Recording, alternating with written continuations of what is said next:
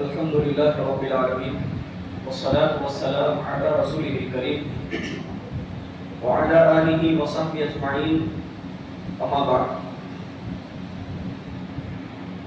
وقال الله عز وجل في القرآن المجيد أعوذ بالله من الشيطان الرجيم وذكر فإن الذكرى تنفع المؤمنين. محترم ناظرین، ہم سب یہاں نکاح کی محفل میں جمع ہوئے ہیں. یہ وہ بابرکت مجلس ہے. نکاح ایک ایسی چیز ہے جس کے ذریعے سے دو اجنبی خاندان ایک جگہ ہو جاتے ہیں. دو الگ الگ خیالت کے ماننے والے اپنے خیالات کو ایک جگہ کرنے کی کوشش میں زندگی گزارتے ہیں. یہ وہ بابرکت مجلس ہے جس مجلس کے نظام کے ذریعے سے اللہ تعالیٰ نے انسانیت کو فروغ کا ذریعہ بنایا. وَبَثَّ مِنْهُمَا رِجَالًا كَثِيرًا وَنِسَاءً. ہم نے مرد اور عورت سے بہت سارے مرد عورت کو پیدا کر کے سوئے زمین پر پھیلا دیا. خطبہ مسنونہ کے اندر آپ نے سنا ہوگا کہ اللہ کے رسول صلی اللہ علیہ وسلم عام طور پر 3 آیتوں کا انتخاب کرتے تھے. ان تینوں آیتوں میں اللہ رب العالمین نے اتق اللہ کا لفظ استعمال کیا، یعنی اللہ تعالیٰ سے ڈرنے کا حکم دیا گیا. تو خطبہ مسنونہ جو کہ نکاح کی محفل میں بھی پڑھا جاتا ہے، دراصل اللہ سے ڈرنے کا مقام دلہا دلہن کے لیے یہاں پر یہ ہے کیونکہ یہ ازدواجی زندگی شروع کرنے جا رہا ہے، نکاح کے بندھن میں بندھنے جا رہے ہیں، اپنی مستقل ازدواجی زندگی کی ابتدا کرنے جا رہے ہیں. تو ایسے موقع پر نئے جوڑے کو یہ پیغام دیا جا رہا ہے خطبہ نکاح کے ذریعے سے کہ تم اللہ رب العالمین کا تقوی اختیار، کیونکہ نئی زندگی شروع ہو رہی ہے. ابھی تک لڑکا اپنے والد کے پیسوں پر زندگی گزارتا. عام طور پر یہی ہوتا ہے کہ جب بچے کی شادی ہوتی ہے اس سے پہلے کی جو زندگی ہوتی ہے والد کے ماتحت زندگی گزارتا ہے، والد کی کمائی میں سے کچھ حصہ لیتا ہے. بہت کم بچے ہوتے ہیں جو اپنے پیروں پر کھڑے ہو کر کے نکاح کرتے ہیں، لیکن اکثریت یہ ہوتی ہے کہ والد کے پیسوں پر شادی سے پہلے زندگی گزارتے ہیں. بعض تو شادی کے بعد بھی والد کے پیسوں پر زندگی گزارتے ہیں، یہ الگ بات ہے.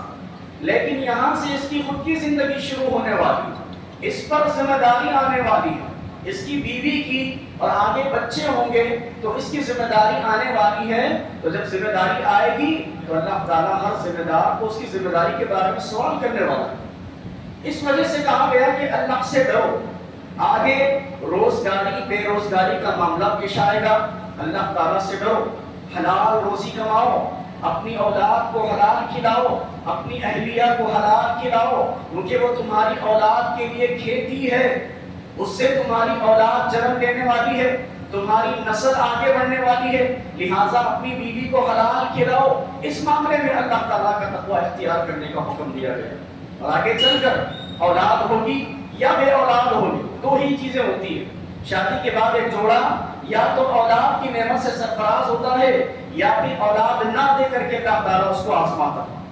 تو اس معاملے میں بھی اللہ تعالیٰ کا تقوی اختیار کرو، کیونکہ دینے والی ذات صرف اللہ کی ہے. انسانیت کو اولاد دینا یہ اللہ رب العالمین کی ذمہ داری ہے، روزی دینا اللہ رب العالمین کے ہاتھ میں ہے.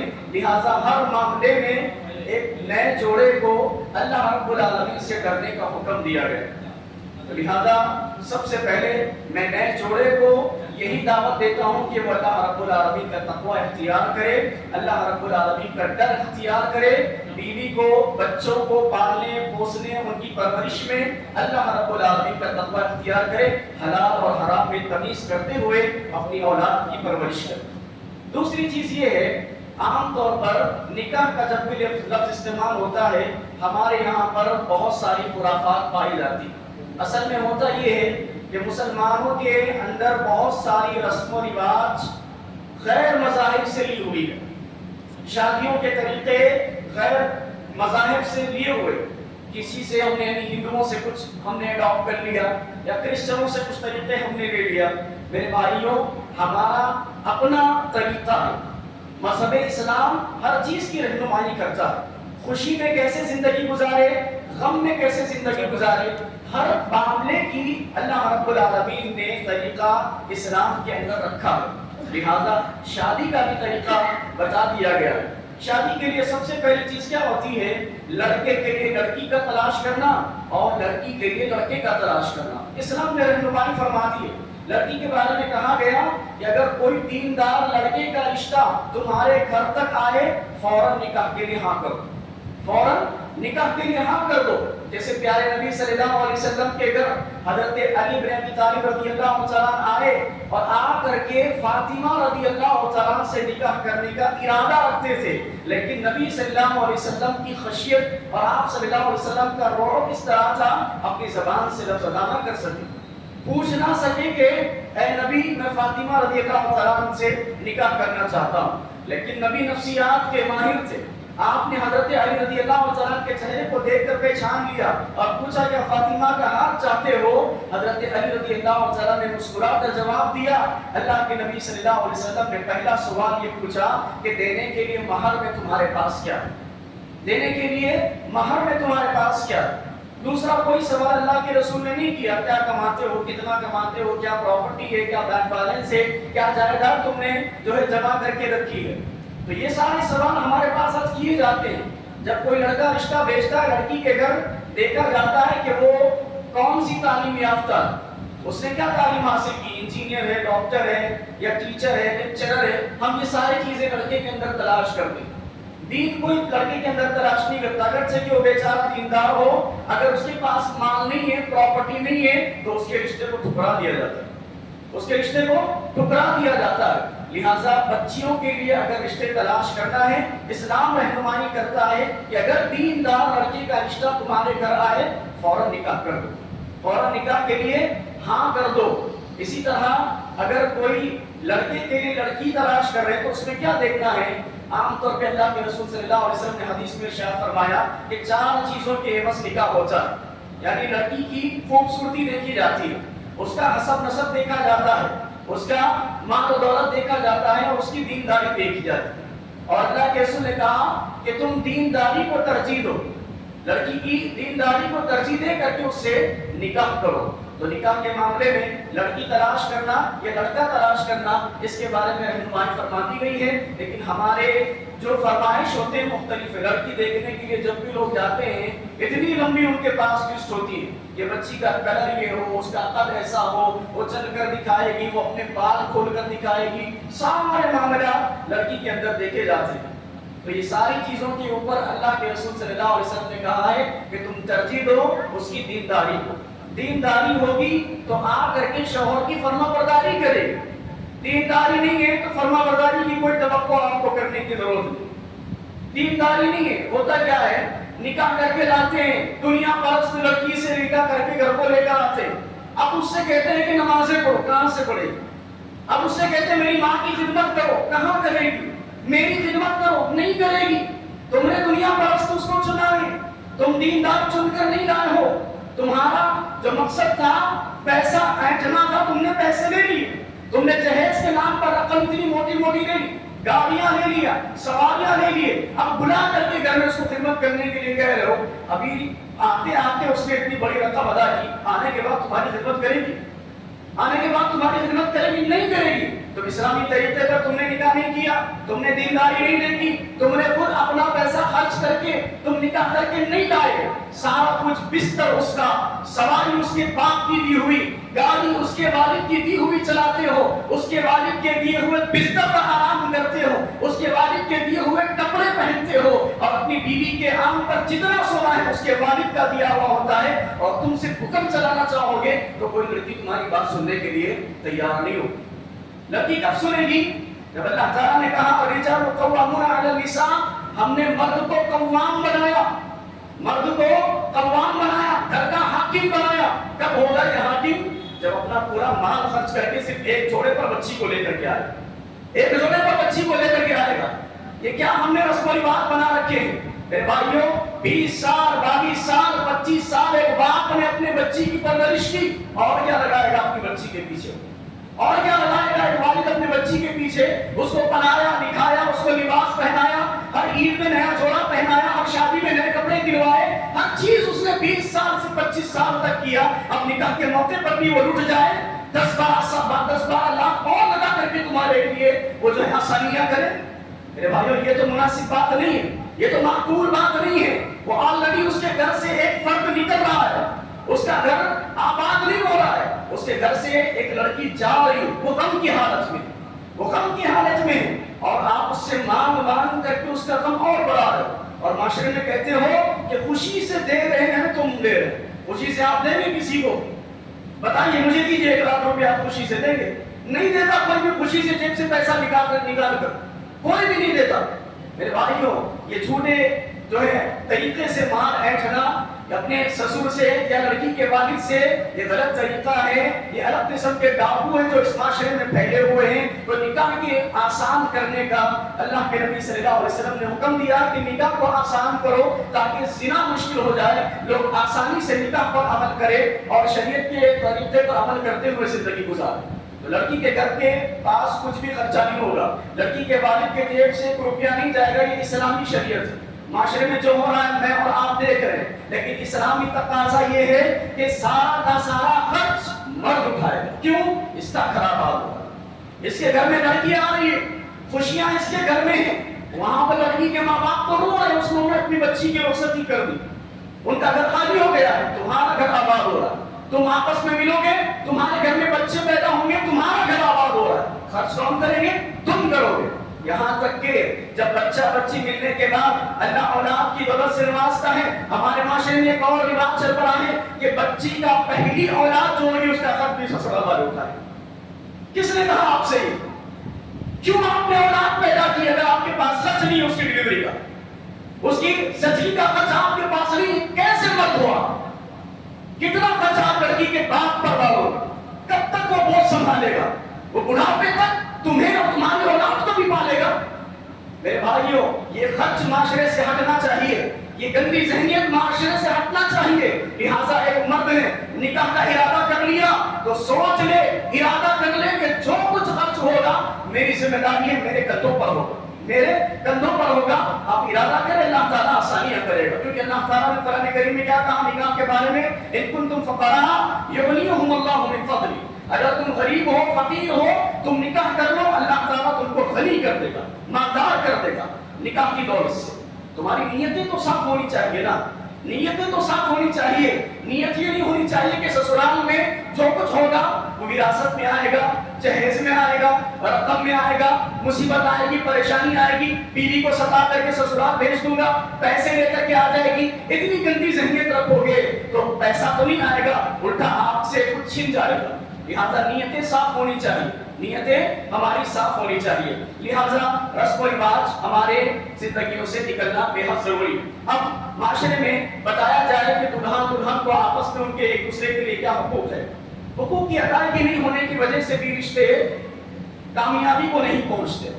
لڑکے سے کہا گیا کہ اس کا نام نفقہ ستنا وہ دیکھے گا اور لڑکی سے محبت کی بنا پر شادی کرے گا۔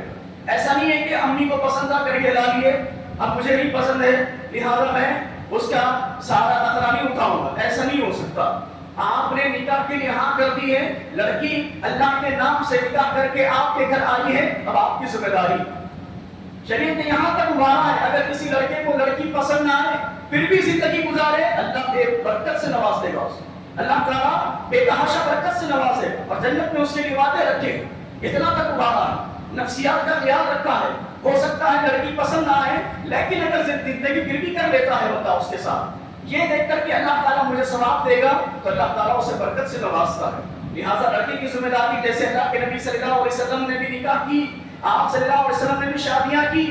اللہ کے نبی صلی اللہ علیہ وسلم کے بارے میں ملتا ہے کہ آپ صلی اللہ علیہ وسلم اپنی بیویوں سے بے حد محبت کیا کرتے تھے۔ حضرت خدیجہ رضی اللہ تعالیٰ عنہ سے اتنی محبت کیا کرتے تھے کہ آپ کے انتقال کے بعد آپ صلی اللہ علیہ وسلم جب کبھی امی خدیجہ رضی اللہ تعالیٰ عنہ کو یاد کرتے آپ کے آنکھوں سے آنسو چلے جاتے، آپ کے آنکھوں سے آنسو چلے جاتے۔ عائشہ رضی اللہ تعالیٰ عنہ سے پوچھا گیا کہ نبی صلی اللہ علیہ وسلم کے گھر کی کیفیت کیا ہے؟ بتایا کہ اللہ کے نبی صلی اللہ علیہ وسلم ہمارے ساتھ ایک برتن میں کھاتے، ایک برتن میں سے میاں بیوی دونوں کھاتے۔ پیارے نبی کائنات کے حاکم اللہ کے نبی صلی اللہ علیہ وسلم اپنی بیوی کے ساتھ ایک برتن میں کھا رہے اور فرمایا آگے چل کر کہ ایک ہی ہڈی سے جو میں چوس لیتی اسی ہڈی کو اللہ کے نبی صلی اللہ علیہ وسلم بھی چوس کر کھاتے تھے. اتنی محبت آپس میں اللہ کے نبی صلی اللہ علیہ وسلم اپنی بیویوں سے کیا کرتے تھے. حتیٰ کہ ایک موقع پر اللہ کے نبی صلی اللہ علیہ وسلم نے جب تمام بیویوں کو اجازت دی تھی کہ تم اگر چاہو تو اللہ کے رسول سے اللہ کے رسول کے نکاح سے نکل سکتی ہو کیونکہ غربت کا عالم ہے, میں تمہیں مجبور نہیں کرتا میرے ساتھ رہنے کے لیے, اگر تمہیں غریبی پسند نہیں تو آؤ اللہ کا رسول کچھ دے دلا کر تمہیں الگ کر دے یعنی طلاق دے دے. لیکن سارے ازواج مطہرات نے کہا کہ نہیں ہمیں اللہ کا رسول چاہیے. اتنی محبت صحابیہ ازواج مطہرات اللہ کے نبی صلی اللہ علیہ وسلم سے کیا کرتے تھے. تو دولہے کو چاہیے کہ اپنی بیوی کو ہر طریقے سے نفسیاتی طور پر خوش رکھے, نفسیاتی طور پر اس کا خیال رکھے, کیونکہ وہ اپنے بھائی بہنوں کو چھوڑ کر تمہارے پاس آئی, وہ اپنے محبت کرنے والے جان چھڑکنے والے والد کو چھوڑ کر تمہارے پاس آئی. اب تمہارا یہ فریضہ ہے کہ تم اس کا خیال رکھو, اس کی صحت کا, اس کے جو ہے روحانیت کا, اس کے مزاج کا, اس کے خیالات کا, اس کی خواہشات کا خیال رکھنا تمہاری ذمہ داری. اسی طرح لڑکی کو بھی چاہیے کہ وہ اپنے شوہر کا اور اس کے گھر والوں کا مزاج سمجھے. بہت ساری لڑکیاں یہاں پر غلطی کرتی ہے, آنے کے بعد کچھ ہی دن گزرتے ہیں کہ وہ ماں باپ کے پاس جا کر شکایتیں کرنے لگتی ہے کہ ساس ایسی ہے, نند ایسی ہے, دیورانی ایسی ہے, جٹھانی ایسی ہے, میرا وہ گھر میں نہیں جم رہا. کیسے جمے گا میری اماں؟ کچھ وقت دینا چاہیے.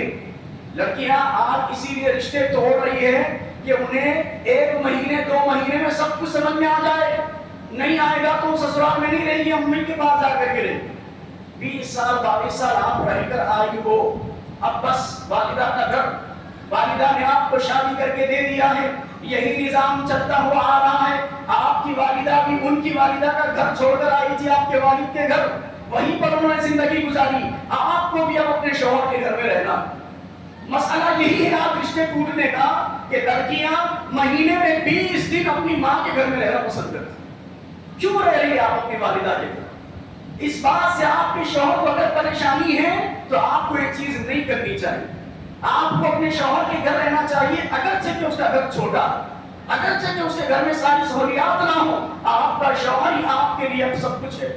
آپ کے والد کے ماتحتی سے آپ نکل کر کے شوہر کے جو ہے آپ ماتحت ہو گئی ہو, تو جہاں رکھنا شوہر پسند کرے گا آپ کو بھی پسند کرنا چاہیے, آپ کو بھی پسند کرنا چاہیے. اور دلہن کے والد اور والدہ کو بھی میں یہ نصیحت کرتا ہوں کہ وہ اپنی لڑکی کو یہ سمجھا بجھا کر کے روستی کرے کہ دیکھ بیٹا ایک نئے گھر میں تم جا رہی ہو سکتا ہے وہاں کا طریقہ الگ ہو, لوگوں کا مزاج مختلف ہو, ان کے کھانے پینے کا طریقہ الگ ہو. اپنے آپ کو وقت دو ان سب کو سمجھنے کے لیے, کسی بھی معاملے میں جلد بازی نہ کرو, شوہر کے خیال کو سمجھنے میں جلد بازی نہ کرو. اور جب کبھی شوہر سے لڑائی ہو جائے, بچی میری ہار جانا اسی میں تمہاری جیت.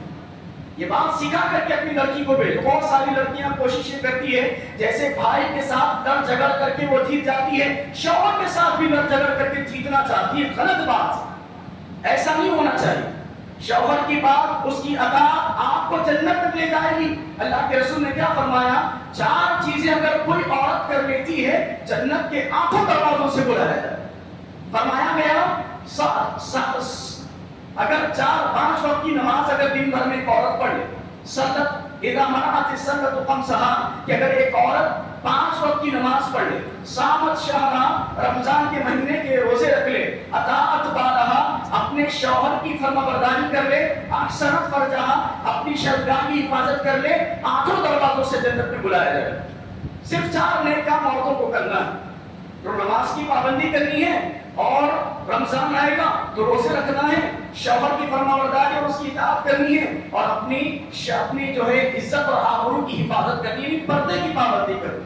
عام الفاظ میں کہوں تو پردے کی پابندی کرنی ہے. تو کو چاہیے کہ وہ اب اپنی بیوی کا خیال اس طور پر بھی رکھے, کیونکہ شریعت نے کہا ہے کہ دیور بھاوت کے لیے موت ہے.